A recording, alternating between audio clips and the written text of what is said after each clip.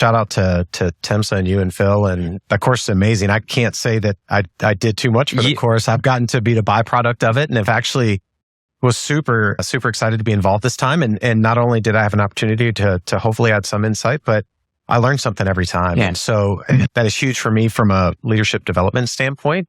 I think that I still have a long way to go. And so that gave me a great opportunity. But I think back to your question, I think that one thing I've realized over the years, and those who know me may think I have more faults than I give myself credit for, but I'm going to make mistakes, right? And I think that whether it's medical directorship, whether it's in the clinical arena, I'm going to make mistakes. And I think we as leaders have to identify with that and say, we're going to make mistakes. We're going to make decisions that we think are the right ones, and they may not be for your team at the time.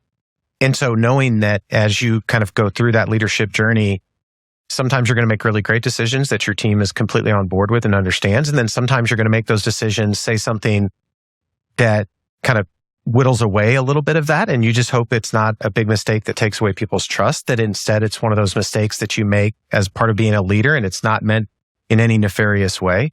And those are the withdrawals, right? So you need to get some wins with your team. You need to build up trust so that when those withdrawals do happen, people give you the grace to say, we know who you are. We can move on. We know kind of your intent, even though maybe the delivery or the decision wasn't what we all wanted. They'll give you that grace to move on. So yeah, that's something I think about a lot. And I think it's important, right? It's a bank account. Yeah. And if you take too many withdrawals, your account gets closed, right? You said that during the conference. And so it absolutely does. Yeah. We got to be mindful of that. What is, I know you've had many mentors, some of them have been in EMS and kind of really fathered EMS industry from a physician side. What's a couple of things that you've learned from some of the mentors that have taught you and some of the people that you work with along the way that really stood out to you? Can you think of any of those lessons, or maybe one? Yeah, I'm going to give you a little bit of a nebulous answer to start. Sure. And something I learned about mentorship, and we talked about this a little bit the other day, is really good mentors, in my opinion, see something in someone that they want to develop. Okay. And sometimes even before that person knows that they have that quality, right?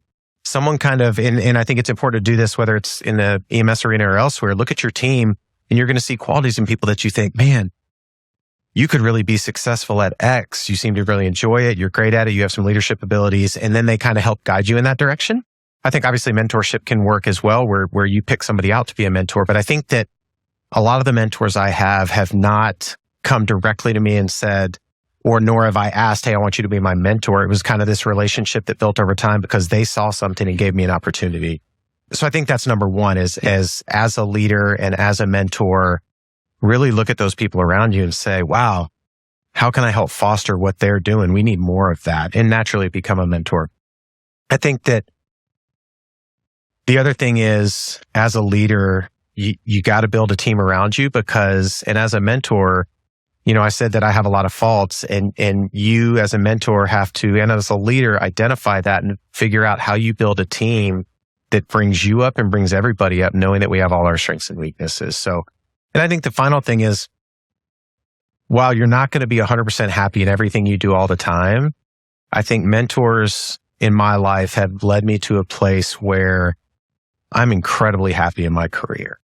And that's not, some of it's by luck. I was lucky enough to get afforded some opportunities early in my career. Maybe I should have, maybe I shouldn't have, that I got to develop and now is a huge part of what I do.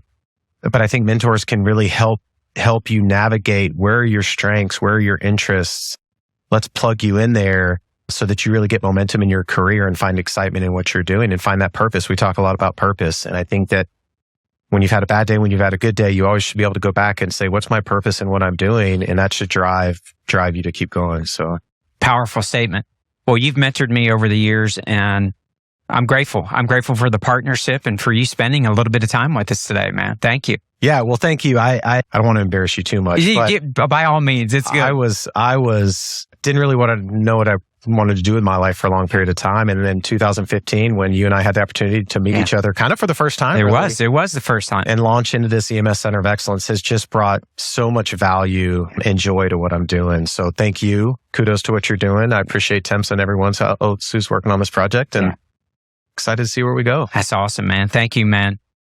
If you like this episode, check out the full podcast right here. If you want to see more videos, you need to check out right here. Remember, the most important person you're ever going to lead is you.